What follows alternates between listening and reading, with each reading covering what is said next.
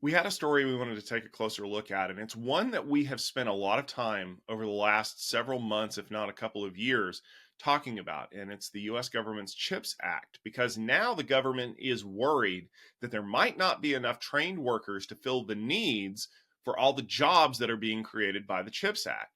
To that end, President Biden has announced a workforce partner alliance to ensure that the gap between skilled workers and those jobs will be closed as soon as possible.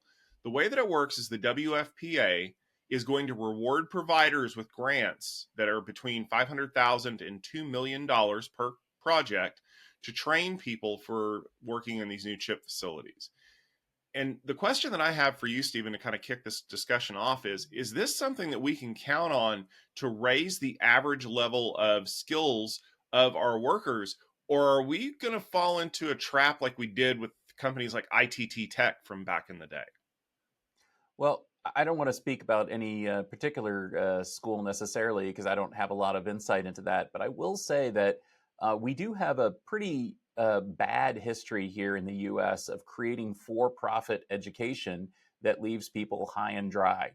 We've seen that again and again, especially in much hyped industries. I was just hearing a news story the other day about a bunch of people here in Ohio who received training from a for-profit education institution to serve as technicians and installers for electric vehicle charging networks. And the graduates of those programs who had spent, their hard-earned money and taken on debt in many cases in order to achieve these certificate programs, and probably received decent training, had no jobs. There simply weren't the jobs that they were promised. Now, with this case, I think we can confidently say that there are going to be the jobs. Here in Ohio, there's Intel is building the massive fab down in Columbus. I was just there last weekend and talking to some folks in the construction industry who reported that absolutely that progress is moving forward. That fab is heading in the right direction.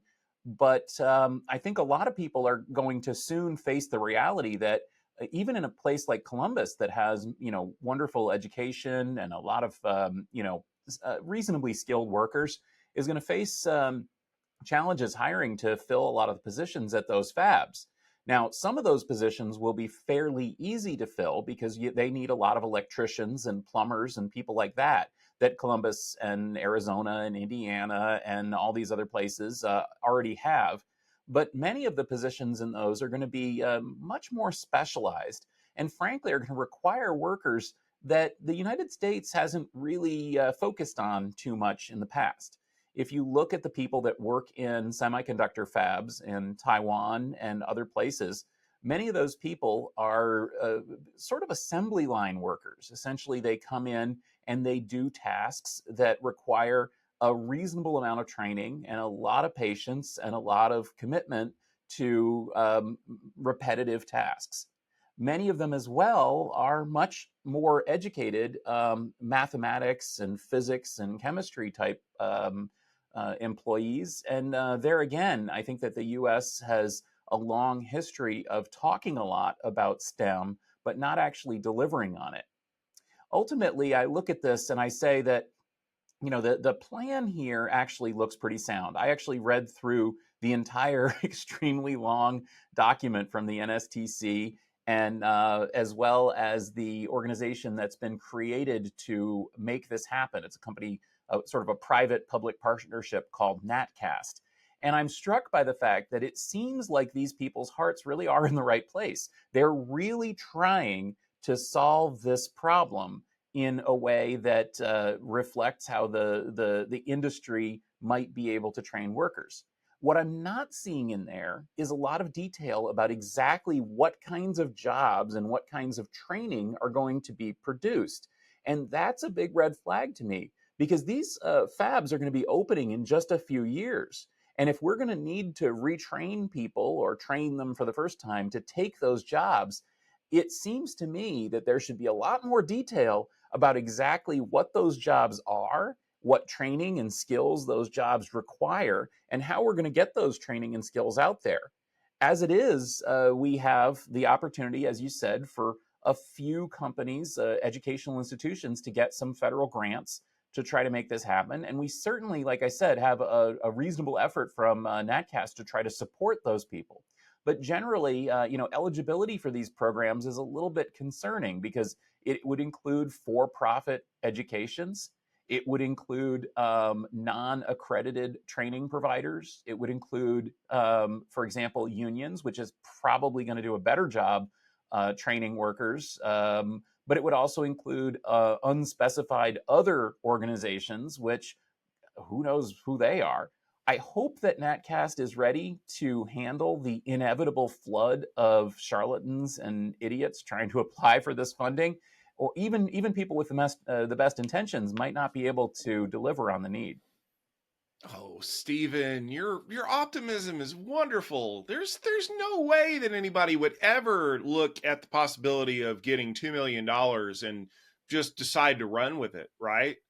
Do we still get those ads teaching truck drivers and housewives that they should be applying for enterprise IT jobs because that's where the money is? We still do that, right?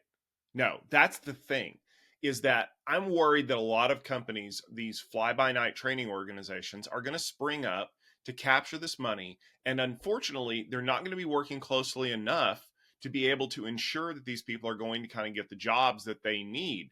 And this is a problem. I mean, shout out to my friend Greg Farrow, who brought this up, talking about the difference in the CHIPS Act and the way that things work with like TSMC.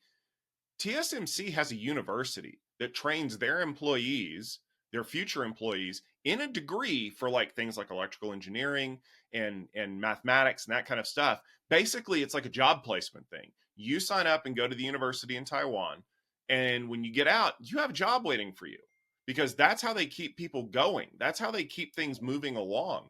And we don't really enjoy those same kind of protections here in the US. Like if you told me when I went to college that I had a guaranteed job waiting for me when I got out if I would just take this degree, my knee jerk reaction is, yeah, well, what happens when the job guarantee goes away? Because we've seen so many radical shifts in the market over the last couple of decades that I don't know that having a hyper specialized degree is going to pay off for me in the long run.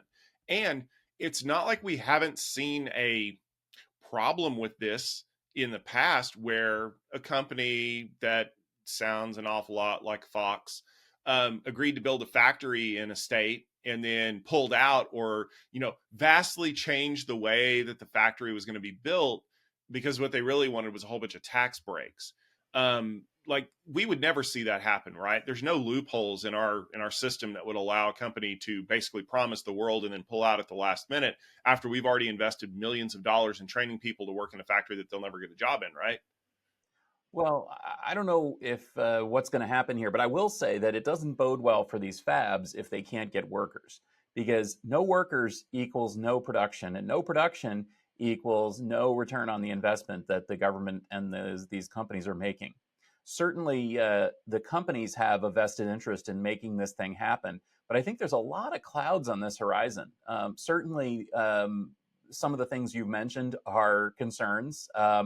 Another one of the concerns is just how much demand will there be for US made semiconductors? Certainly, the Department of Defense wants them, but does anyone else want them? I mean, who else is going to be buying these things? As I pointed out in previous rundown episodes, we also need things like chip packaging operations, which, yes, are starting to appear here in the US, as well as in other localized regional semiconductor efforts, for example, in Europe.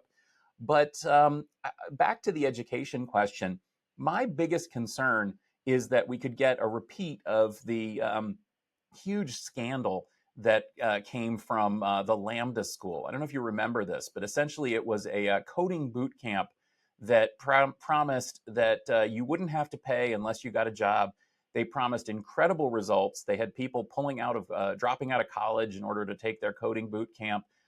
Well, it was a giant fiasco, and there's been a lot of coverage of this where basically all their promises went up in hot air. Very, very few people got jobs. Many people were left kind of high and dry by this thing.